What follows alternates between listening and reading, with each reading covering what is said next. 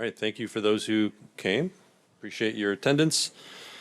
This is an exciting, scary, but promising topic that we think is very important. I want to introduce the panel first. There's me, so there I am. I'm at the University of Chicago. My name is Ori Gottlieb. Dr. Wexel to my left here in order, coming to us from New York. Dr. Andeko Ligda from Pittsburgh, and Dr. Tully all the way from San Diego. So I want to thank my panelists for doing this and all of you for coming. So this is an important topic, and I guess by just showing up you realize that it probably is, right? Because it sort of self-selects to see who comes to these things. Medicine today runs on data. We all know this, regardless of what system you use. But the message here is that data has become a target. I think as soon as, I think it was Wells Fargo, as soon as they made banking available on people's phones, it was just a question of time before somebody said, well, I can access that from, get into somebody's account. And it wasn't that long ago. So the problem is that every connection, your phone, email, your texting, anything is a potential entry point. And I want you, all of you, to think about how you access your airline when you were checking in, when you logged into your account for the hotel, when you check your email, all of that. Think about your username, think about your password. Don't say it out loud, but think about it, and think about then how you access your hospital system. And I am guilty of this, and I'm trying to correct it, but I reuse some of those passwords, and maybe I change one of the numbers or one of the letters, one of the symbols. That's a problem, because there are so many different ways to remember things, and rather than writing things down, we try to simplify it in our lives. So phishing attempts are everywhere.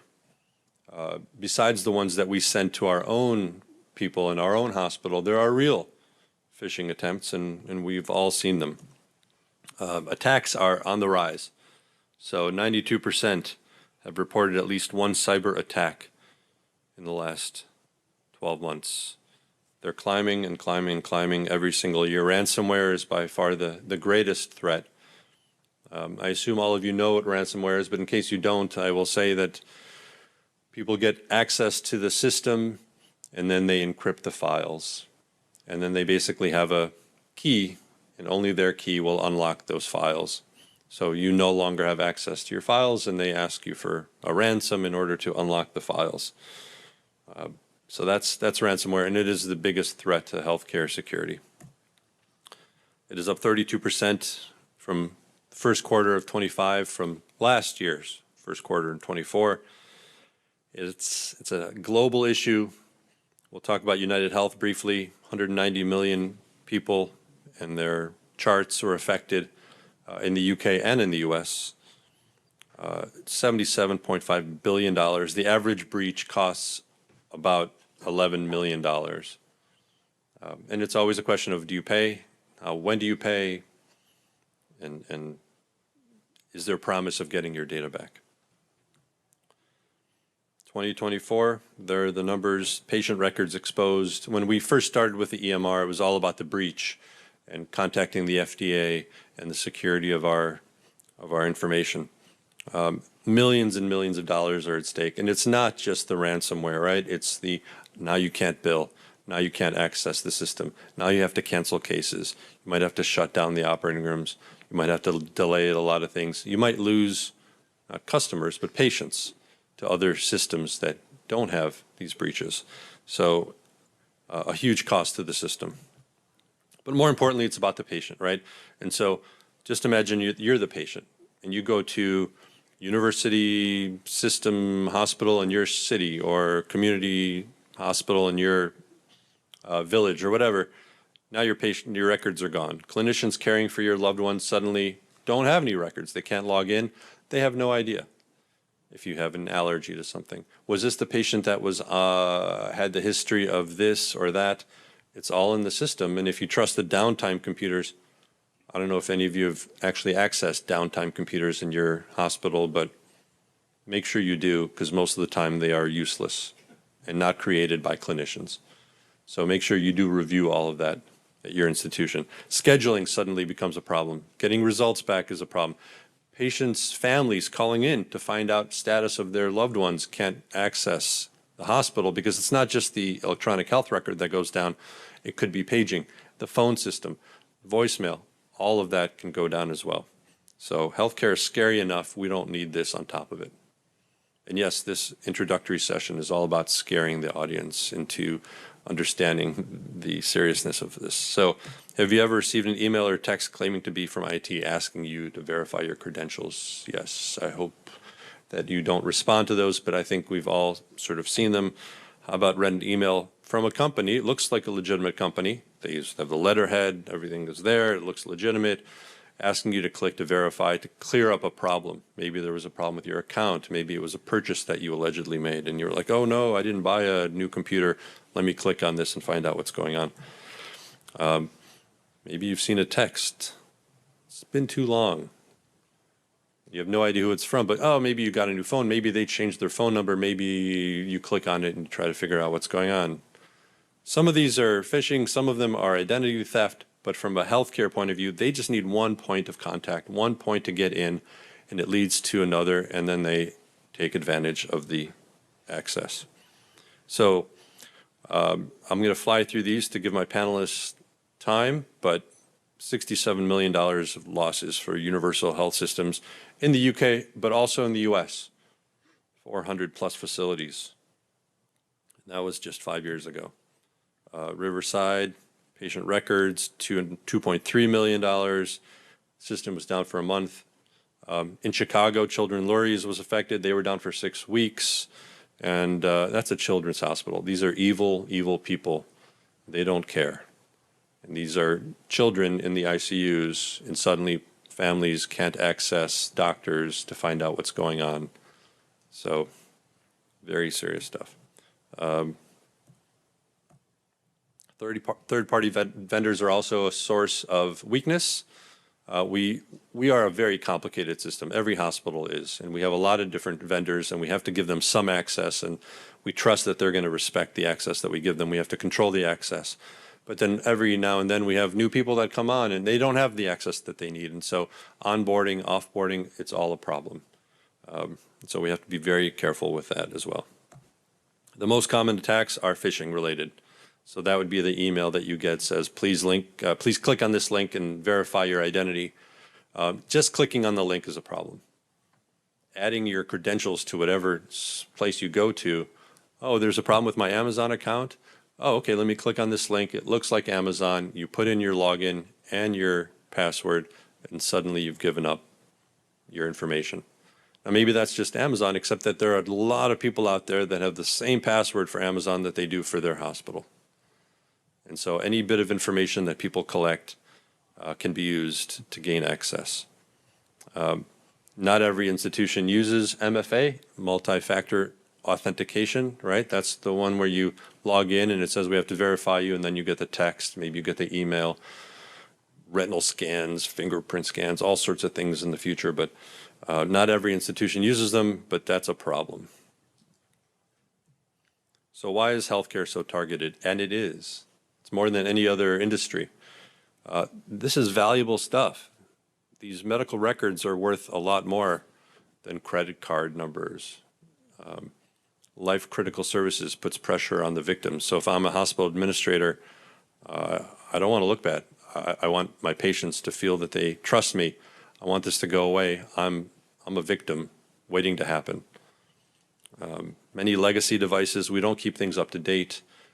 Unfortunately, like even at my institution, we might be using Internet Explorer for some things, maybe an older version of Windows, maybe Microsoft Word 2008 or something like that, right? And so keeping things up to date is difficult when you have thousands and thousands of computers out there.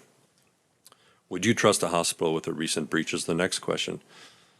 Because this is your own personal information, medical health history. So very important to keep it safe.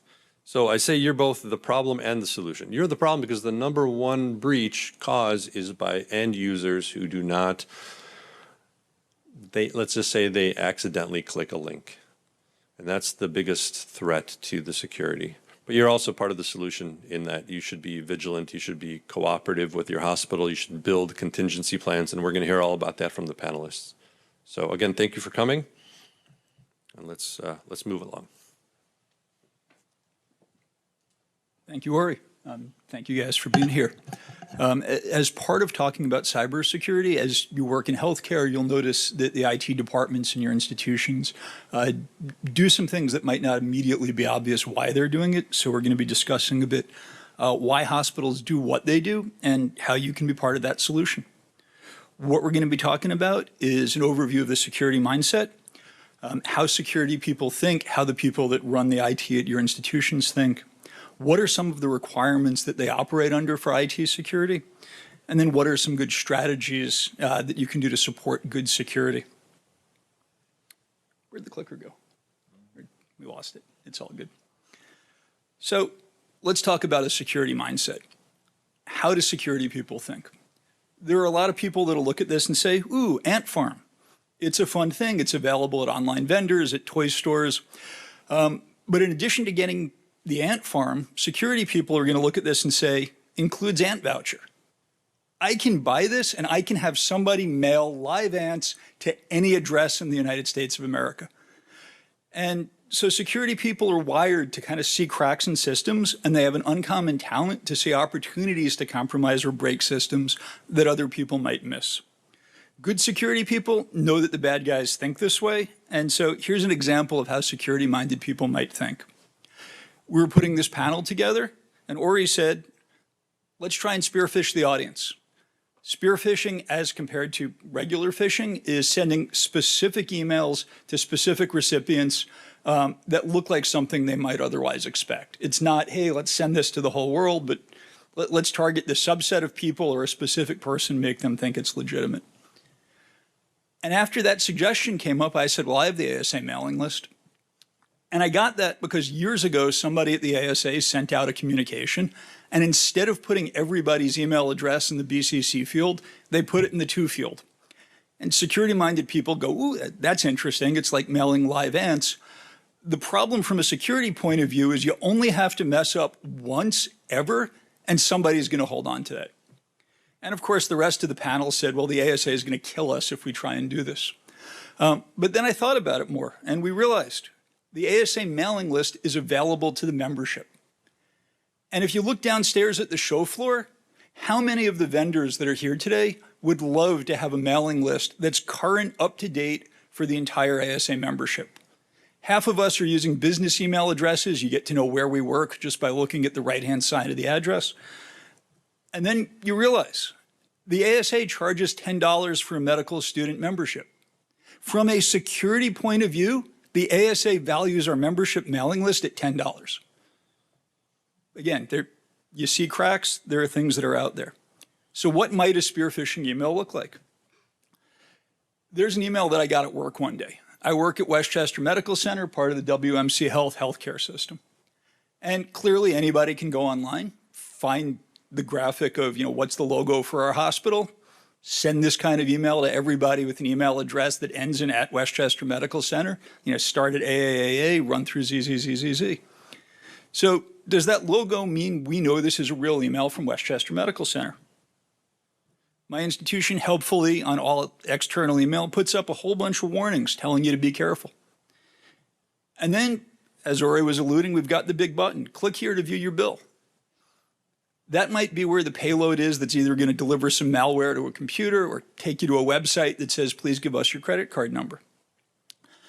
And the problem is, this is actually a legitimate bill from when my son went to the emergency room.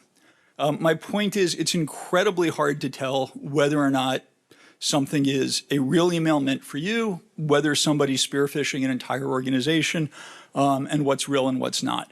And all of the safety stuff that the institution puts up doesn't help the matter. Even with end user training, it's really hard to tell malicious emails from real ones. But organizations still have to conduct that kind of trading because there are a significant number of requirements that are put on healthcare systems and other organizations. And the requirements themselves aren't enough to create security, but it's important to understand them in order for us to be able to implement them. So it helps to understand what we're required to do by law, by the Joint Commission, by some of our payers, by credit card processors and payment processors. So HIPAA has a security rule. The HIPAA security rule requires safeguards for electronic protected healthcare information. We have to make sure the information is confidential, that it can only be seen by people who should be appropriately seeing it. We have to verify the integrity of the data, that nobody improper has changed it. And we have to verify the security of the data to make sure nobody can walk it out the door. And those HIPAA standards include a range of absolute requirements. We have administrative requirements, what needs to be done organizationally to meet those security standards, such as assigning key roles and responsibilities within an organization, providing end user training that we talked about that ends up becoming mandatory. There are some physical safeguards that are required. These include mechanisms to secure electronic systems, the equipment and the data that they hold, retaining off-site backups, and physically locking down equipment. And then there are technical safeguards that are also required. They include specific automated processes to protect data and control access, such as two-factor authentication, mandatory password complexity, etc. According to these regulations, organizations should be conducting risk analysis at least yearly. Risk is the probability that a threat exploits a vulnerability. We know that vulnerabilities are going to exist. We need to take action to decrease the probability that they're going to be exploited. So let's talk about security strategies. And yes, doing an annual risk analysis is a good strategy. Strategies. One of the things that's good to do from building the network point of view is build it like a bunker. So instead of building a house with lots of windows and doors and light coming in, the goal is to minimize the number of windows and doors and present the smallest possible attack surface for an adversary. Institutions should only be allowing access to services that people need, both on and off site. After building that bunker, the doors and windows need to be locked securely. We have to make sure that whatever vulnerable surface area is exposed to the world is appropriately secure. That's where multi-factor authentication becomes useful. As Ari was pointing out, the apps that give you security codes, fingerprint readers, whatever it is, we need to make sure that anybody getting into those systems is doing so appropriately. And then it's useful, in addition to that, to recognize there are vulnerabilities out there that we're not aware of. With good monitoring of our networks, with good monitoring of our computers, we can identify who's knocking at the door and see the activity outside of our perimeter. Because when things get weird outside, that might be a precursor to an attack. So having that kind of visibility is incredibly helpful as well. What keeps healthcare IT leadership up at night? We talked about ransomware before, software that encrypts data and holds it hostage. Data exfiltration is also an issue. We don't want anyone to steal our information.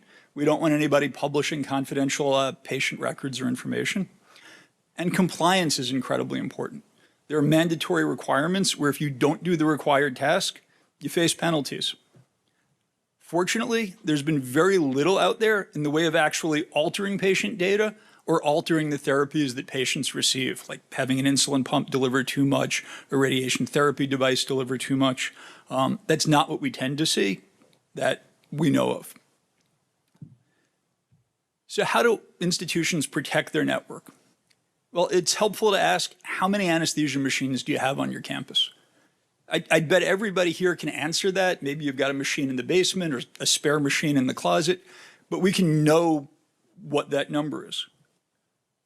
And then you can ask, well, how many computers do you have on the campus? And that's actually a much harder question to answer because for a lot of organizations, there is no discrete answer.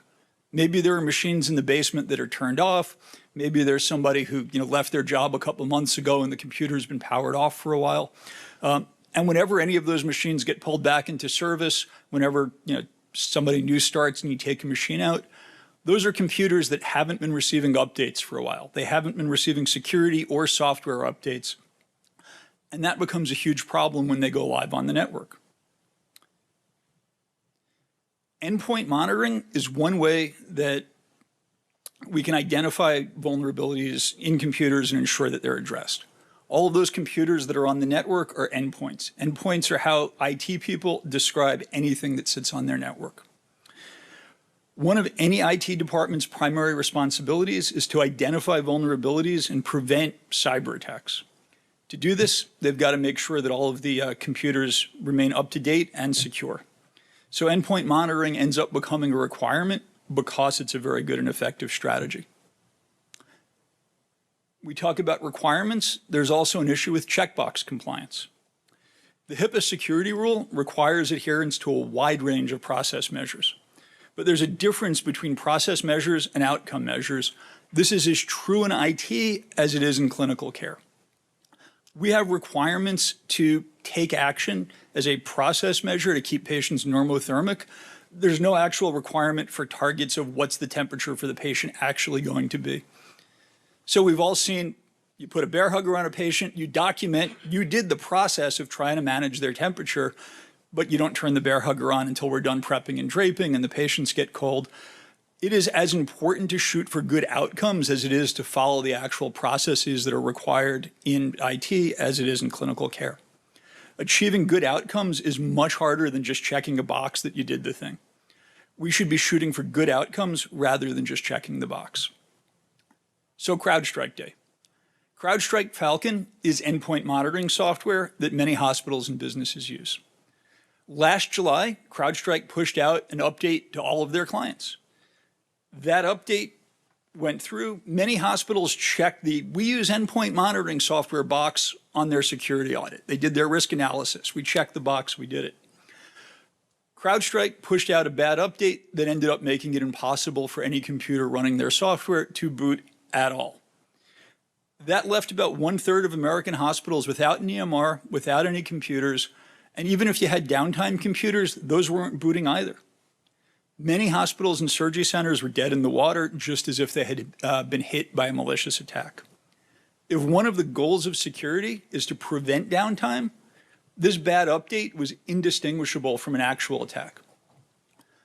Just a quick show of hands for the folks who don't know. How many people here actually had to shut down their ORs that day, or at least got hit? Color me surprised. We got a couple of hands. I was going to say, you can't shut down 1/3 of the operating rooms in America and not have hands going up. We should also recognize physical access is game over for security. If somebody has physical access to a computer, they can do whatever they want to it. Because we can't control who comes into the hospital, because the general population has access to our endpoints, that means that the computers in the patient rooms and in many of the bays that we have need to be limited in what they can do. So we know that there's a tremendous amount of valuable web-based resources that we use all the time. The call schedule, messaging platforms, up-to-date e-prescribing. None of this should really be available on any computers that are in rooms where patients or their loved ones or their friends can be left alone without anybody. It's possible to leave a stranger in a room with a computer. There may be exceptions for what we can have running on those machines, thanks to the use of virtual desktops. But we need to make sure we're doing incredibly close monitoring of the computers that are left alone in the hands of people that don't work in our organizations. But enough about strangers. What about us? If we're going to be doing work on our own devices, hospital IT needs the ability to enforce the HIPAA security rules. So what are some ways we can do this? There's mobile device and endpoint management. Both of those describe technologies that allow an employer to control devices on their network. That allows them to both install software that's necessary to work and also remotely wipe devices in the event that they get stolen or lost so that none of the data on them falls into improper hands. There's virtual device infrastructure, which allows users to access desktops from many different devices while actually keeping all of the information that they're working on a central server and never really transferring that to the local device. And then there's authentication technologies to make sure that the person logging on is who they say they are, either with two-factor authentication apps, with RFID cards like any of our hospital ID cards, or any other biometric security. So in summary, the take home from here is when we're looking at why hospitals do what they do, it's important to understand they're approaching this problem from the point of view of a security mindset.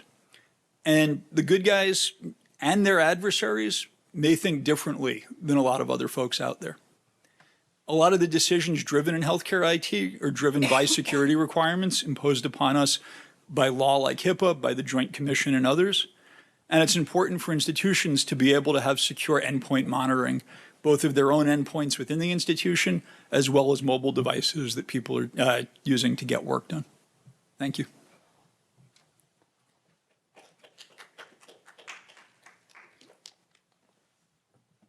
And then now my section, attacked, the who, what, when, where, and how to respond. This is the coordination and communication. So what happens after the fact? So if we are attacked, we have a couple of key things that we're going to discuss in this next section.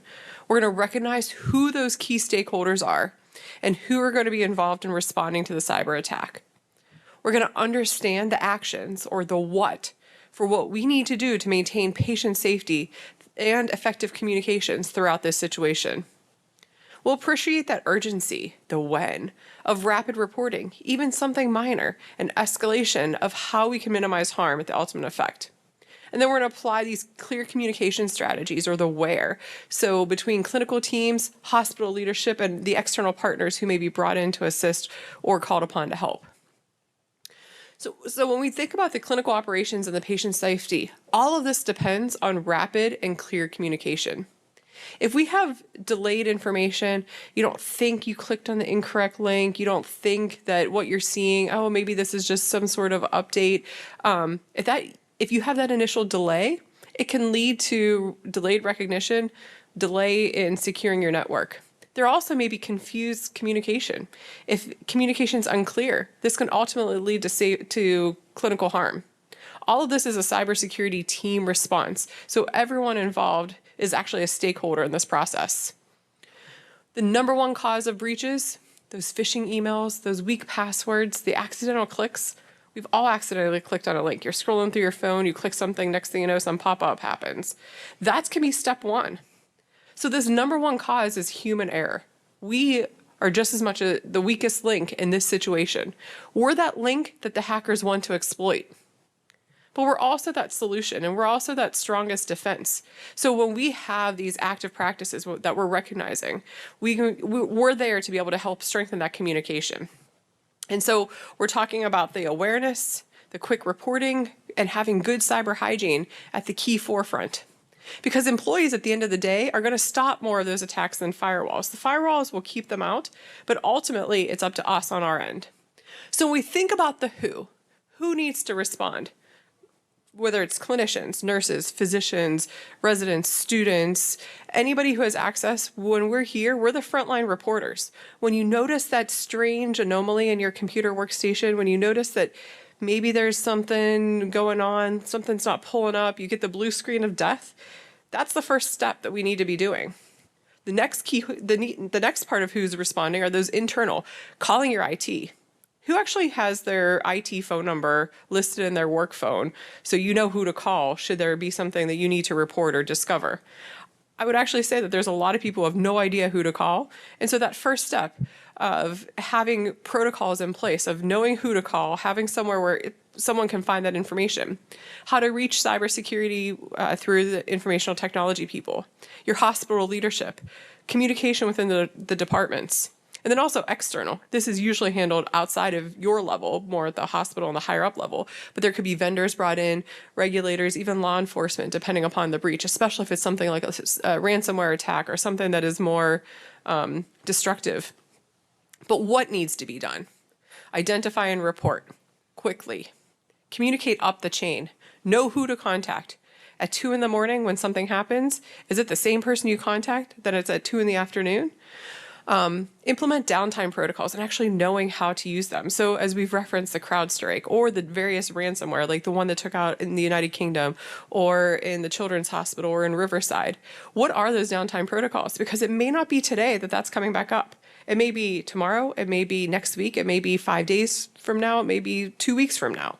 So knowing how can your hospital run? How are you going to be able to communicate labs effectively? How are you going to be able to convey patient care? How are you going to be able to will your anesthesia workstation still function without having access to the internet? All of this is standard in those downtime protocols, but actually spending that time to research. I know a lot of places don't necessarily have that technological infrastructure to be able to know or to have resources at your fingertips to assist. And also, at the end of the day, ensuring that consistent messaging. So when we talk about the when to act, this is immediately upon detection. As soon as you see something, the faster you can report, it prevents the spread. Even a small glitch may actually signal a larger breach. And just like taking care of our patients in anesthesia, every second counts. This can lead to patient safety, data integrity. The more time that's lapsed can lead to more data that's stolen or more systems that are compromised. At the end of the day, this can ultimately be our hospital reputation. Nobody wants to see our newspaper headlining the website news or being the headline of the newspaper. So when we think about where that communication matters, within our department, within the surgical suite, and having those protocols in place. As anesthesiologists, who do we need to communicate to? Our OR teams, our PACU, our pre-op, and then outside of our department, across the hospital. Do you need to establish a command center where everything flows through and all the communication that's being handled? Is that IT? What leadership needs to be involved? And then externally, our patients, our families, that public messaging.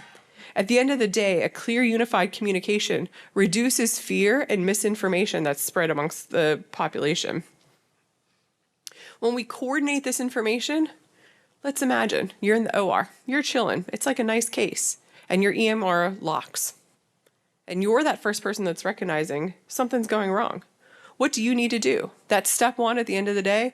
Call IT, call security, call whoever your first step is. For me, oftentimes it's our anesthesia tech, just to be able to make sure, hey, something's going on here. But if it were to be something where I would suspect a ransomware or some sort of data breach, then having that first step, calling that first call to information technology. Making sure you have your downtime protocols, making sure you know how to follow those protocols, where to find them, what's going to happen the rest of the day today, tomorrow, the next day. Should this last longer than just a short little blip? You want to switch to that downtime documentation, and you want to communicate these changes effectively to the surgical team, to the OR coordination, and to all the teams that are involved, whether this is your endo suite, your cath lab, all the different components that could involve that security system. And to be able to figure out, can we continue that continuity of care? Are we able to continue our cases? Can more cases go back to the OR? Or do we need to consider holding, at least for this immediate time frame, or creating a delay in having any cases go back until we figure out what's going on? In these communication pitfalls, delays in reporting minor issues can lead to all of these tangled wires, tangled communications. If we have miscommunication or fragmented messages, we lead to this web of tangled wires. Now, this is actually a picture off the internet, but I have resonant pictures where I walk into an OR and it looks like this. But, this is what I pulled off the internet so as to not expose some of those photos I've taken. Conflicting updates regarding clinicians and patients. It leads to this tangled web of mixed messages. You don't know what's going on. Your patients don't know what's going on. Our patients are seeing stuff on the news. They're reading social media. They have no idea what is actually happening at that hospital. And then at the end of the day, we all know we have an over-reliance on technology right now. That lack of preparation for email or EMR outages, such as the CrowdStrike day, this can lead to significant chaos within the hospital. So when we think about these best practices, know your protocols, know who to call first, keep everything in plain language, because I married my tech support at home, so my husband and he sometimes will talk tech to me. I'm like, wait, stop. Can we please not talk tech? I need to talk like I'm super technologically knowledgeable, but when you talk, you're on a whole different level. And so we need to think about this here. We need to communicate plain language. You may understand what's going on, or your IT team is going to be talking at this other level that is not being able to be understood by everyone. So if we can sit here and have this common playbook of using plain language messaging for staff and patients, we can have that open communication where everybody knows what to do and you're not speaking at a different level. We need to practice those downtime drills. Know how to access the records, know how to chart from the anesthesia team, how to process and obtain things such as labs or blood work results or supplies. So like, where would you get medication if the computer system leading to our electronic McKessons are down? Where would you be able to obtain cross-match blood if our systems that are allowing that information to be processed are down? And reinforce the idea, just like in that patient safety just culture, no blame and report early. If you see something, say something. No matter how minor it appears, report it early. And so as we think about this call to action for anesthesiologists, be vigilant reporters of any IT anomalies. Both you are the risk and also the solution. Be calm communicators under pressure. This can be very stressful situations, especially if we are paper charting, not knowing where to go. We can't figure out who the next patient is, what's their medical history. We have no access to records. We don't know what's been going on with them. We need to lead by example in team coordination. Anesthesiologists are best suited to be able to lead some of these efforts. We are the calm under pressure. We are the communicators across the entire OR system, if not the hospital. Cybersecurity is patient safety, and communication is part of our critical tools that we have in our armamentarium to take care of patients. And cyber defense ultimately starts with you.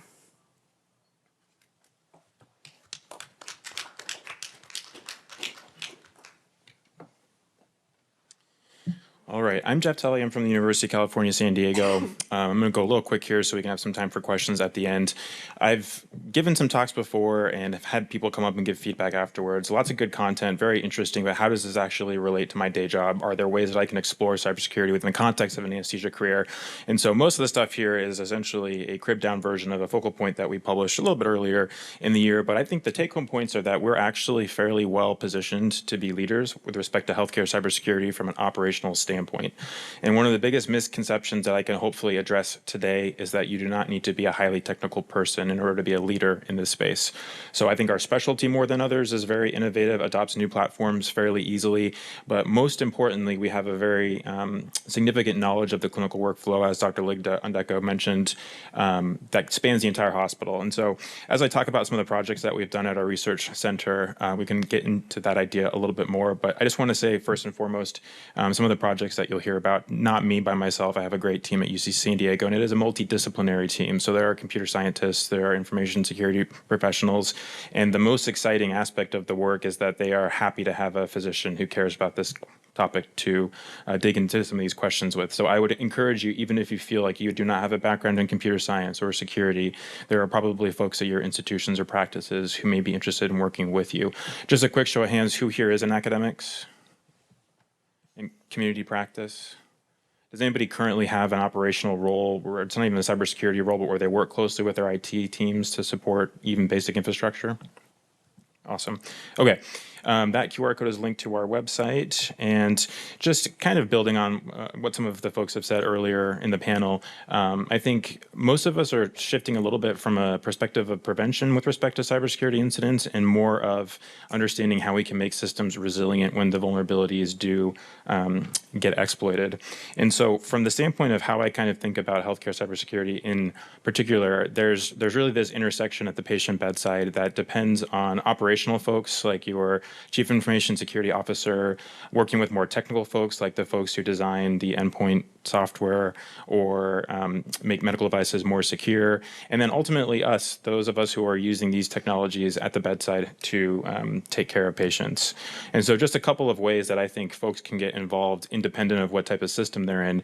There really is a need, I think, for these more cybersecurity specific resiliency plans. And so we don't have to perseverate on this. These attacks are very expensive from a lost revenue standpoint. Sometimes the financial hit can be so severe that the hospital itself can close, which worsens geographic health disparities. But there's a lot of revenue preservation and business continuity incentive for your systems to invest in folks working on making good cybersecurity specific response plans. And this is something that's becoming a little bit more frequent too in legislation. So in addition to the HIPAA security rule that Matthew mentioned, there are a number of state-specific bills coming out that mandate the creation of cybersecurity incident response plans specific to healthcare delivery. And I will also note that the Joint Commission mandates that you have to have specific incident response plans for your most frequently identified hazards in your hazard vulnerability assessment. And in today's day and age, a majority of hospitals are ranking cybersecurity in the top 5 of their hazard vulnerability assessment. So, most of our shops have downtime plans. I will just admit that ours at UC San Diego is intended for situations where Epic goes down for a refresh at 2 a.m. on a Sunday, and you just kind of twiddle your thumbs and wait.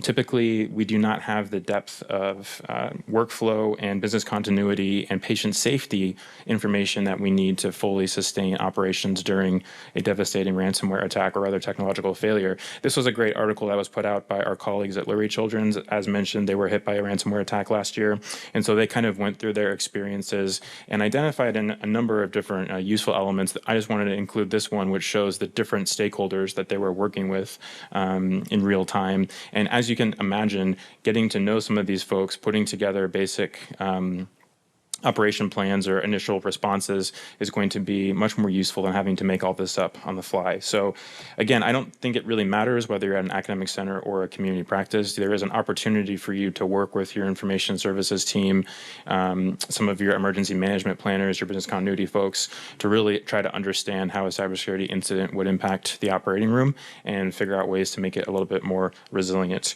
We've talked about drills. I think one of the other interesting things you can explore are ways that you can practice cybersecurity responses, whether it's in a formal tabletop exercise or things that we've done before, which are essentially take clinical simulations and use them to integrate known security research vulnerabilities, things like compromised insulin pumps or pacemakers. We've done a couple of these drills from an anesthesia standpoint. How would you handle trying to get a massive transfusion going when your blood bank system is down? And we're going to be publishing some of those, but there are innovative ways that you can drill these that make it a little bit better than online modules or phishing trainings. And then for those who are in academics or who do clinical informatics type research, this space is so new and the evidence is so lacking that we're really in this background information expert opinion phase, and the opportunity to do studies to try to produce data that can help to guide our types of interventions is definitely an interesting academic opportunity. So we've done a couple of studies that look at patient care outcomes in the setting of cybersecurity incidents. This one was published a few years ago in JAMA Open Network and took a look at our local area in San Diego. One of the major health systems was affected by a ransomware attack.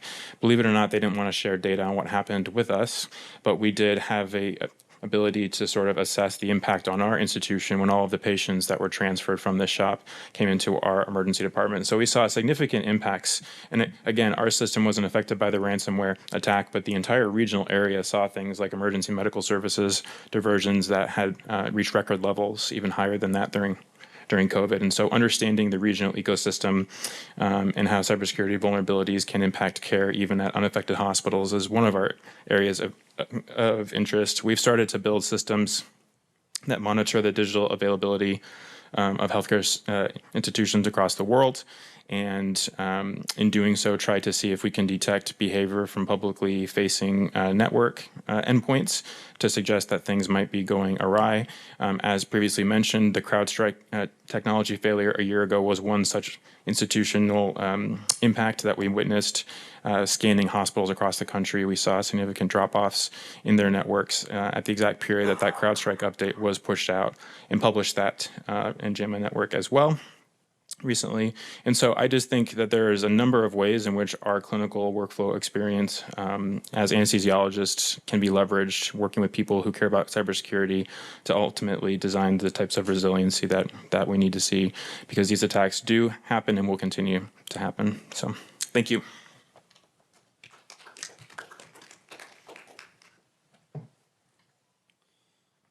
All right, I'm the closer. So you've heard this theme of be the solution, right? So just to repeat this, right? You're doing a case, you're in the dark. You don't know if there's a problem that goes beyond your room, right? So at my institution, I'm the guy that everybody pages. So if I get one page from somebody working in the ambulatory center and they say, yeah, the system's not working for me right now, I'm going to assume it's a user error, because most of the time it's a user error, right? And IT will tell you that, and most of you probably realize that somebody's doing something wrong or didn't do something right, right? But when I start getting pages from 5 different places, right, and then my pager doesn't stop, then I start escalating. And oftentimes I'm the one that calls the help desk to let them know that there's a problem.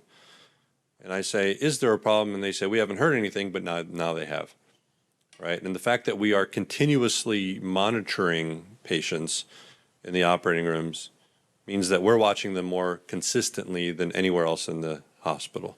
So we're probably going to be the ones that are going to pick up on these problems if we're attacked. But take yourself back to the operating room. You're sitting there.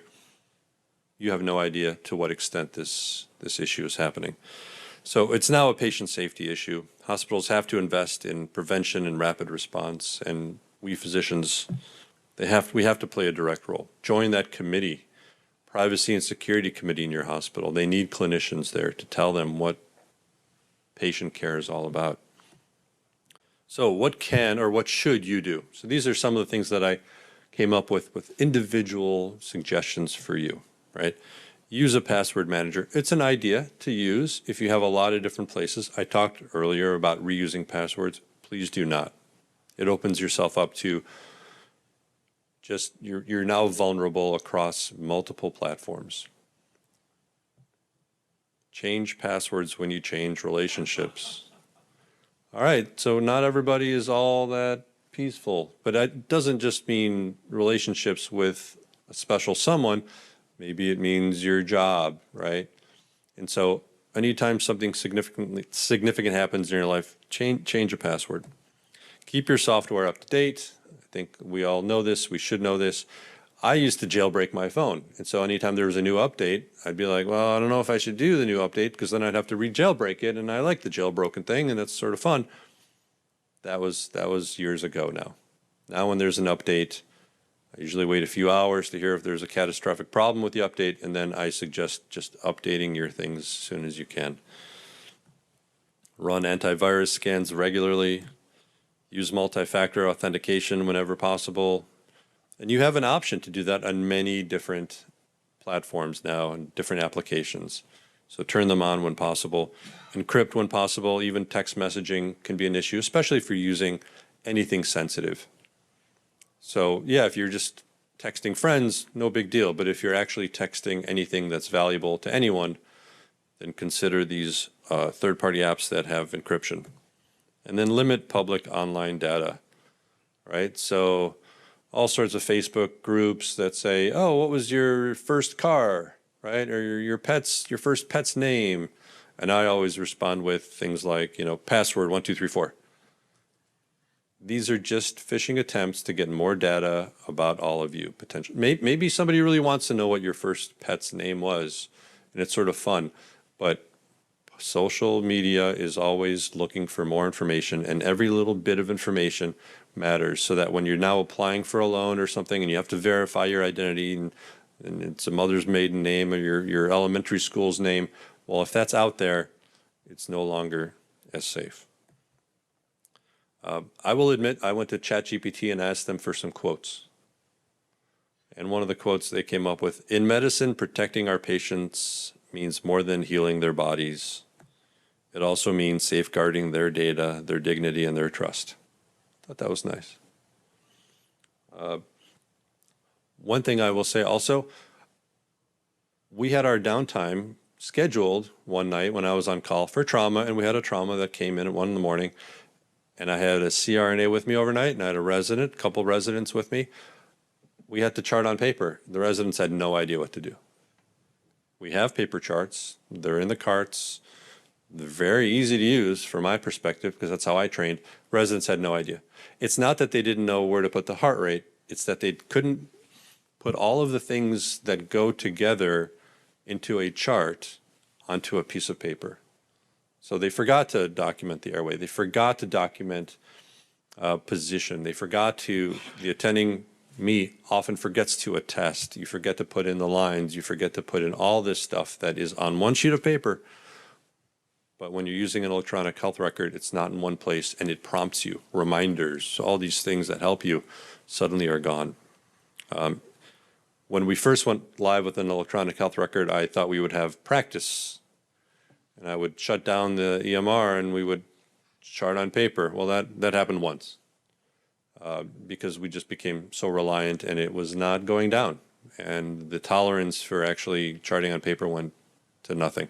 So what I would suggest is teach your residents, even medical students, this is what a paper chart is. This is the folder where you can put in orders. Do you know how to put in PACU orders? Maybe not. Well, here's the document. Here's a sheet of paper. You fill it out. Cybersecurity isn't someone else's job. It's part of patient safety, and that makes it part of every doctor's duty, every nurse's duty, everybody's duty. And the last ChatGPT quote, a hospital security is only as strong as its most distracted click. Every clinician is a guardian at the gate. So we have a little bit of time. I'm going to play this audio. This company decided to send out an email offering an iPad or an iPhone, I think it was. An iPhone, it was a raffle. All they had to do was click on the link, and a bunch of people clicked on the links, right? And so this penetration testing company said, all right, mission accomplished, part one. Part two was to gain access to the system. So what they did was they contacted some of the people that clicked on the phishing link, and they tried to get access to their computer. How you doing? Good. The guy that you filled out for that iPhone app, you went in and you did your password change? Yes, I did. Okay, excellent. Just wanted to tell you that was really good. That's the way it should have been handled. Okay, yeah. As soon as we realized it, two of us jumped right on it. Okay, so there was another guy on your team that also? Yeah, I think it was JR. JR, okay. I'm just going to write down. I'll be talking to him later on. So just to follow up what we're doing, are you on the VPN right now? You're on your work machine? Yes. Okay, I'm going to give you an internal address. It's an FTP site that we set up for the employees. You can go there. You can see there's one file there you'll be able to download, and it will just clean up any residual mess from that website that we use for the audit. Okay. So if you're at your machine, just open up a browser, and I'll give you the address. You mean like going, like I'm going to send an email? All right, I'll stop it there.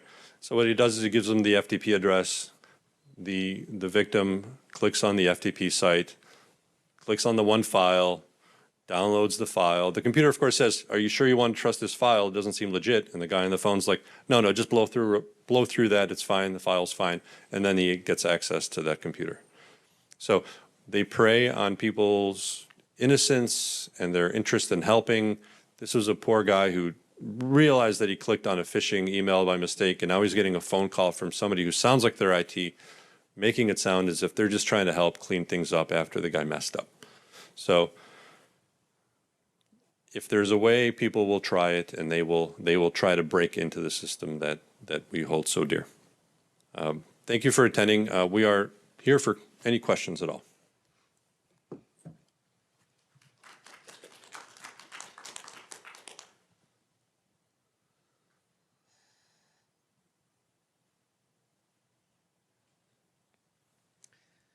Aaron Underwood, Dayton, Ohio.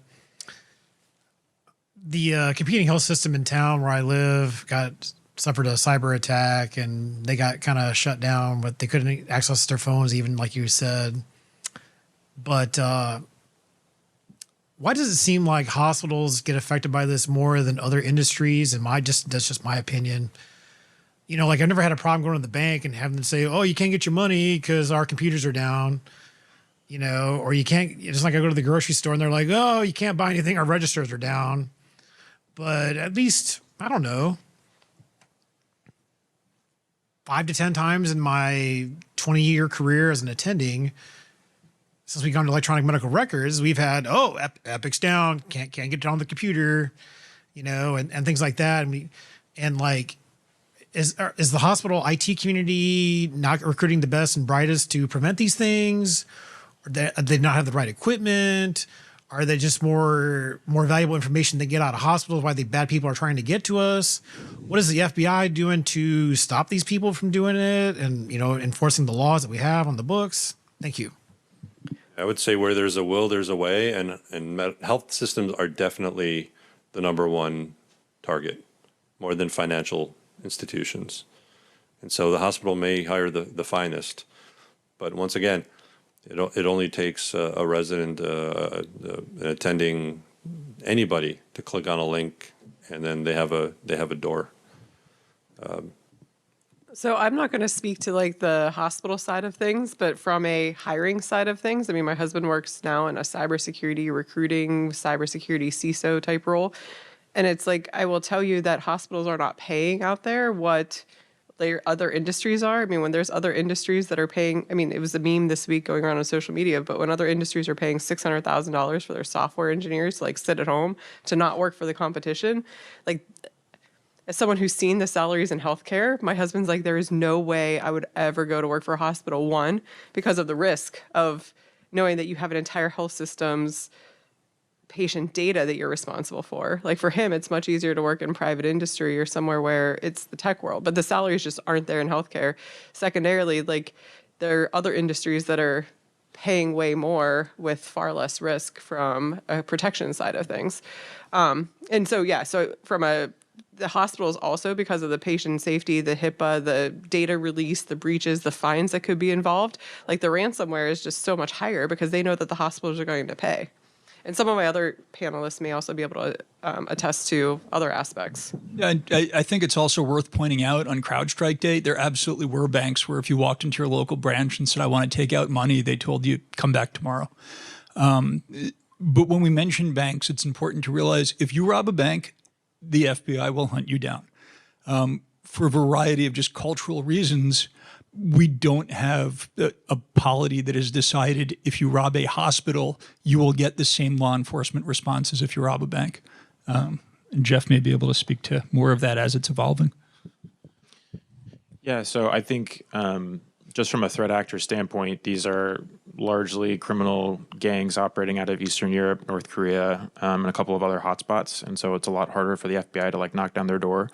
And I think from the standpoint of the workforce shortage, that's absolutely correct. There was a congressional task force in 2017 that reported that up to 80% of rural and critical access hospitals did not have a full-time person working on cybersecurity. And then, your hospital is just going to be using a lot of other legacy equipment. Most banks don't have systems that are over 30 years old running on like Windows NT, but if you have a CT scanner that you can't afford to upgrade, then you very well might have vulnerabilities that have been patched decades ago in other sectors. I'll add one thing. If you are not the go-to person in your departments, then you should identify somebody who is. I don't have the answers, but what I have is phone numbers. I have names. I know who to call.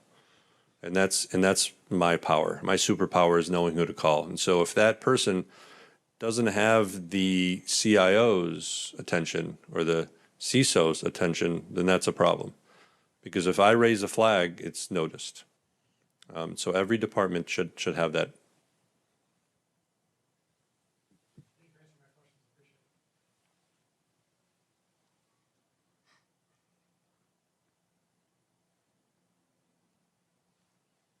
I got a text this morning.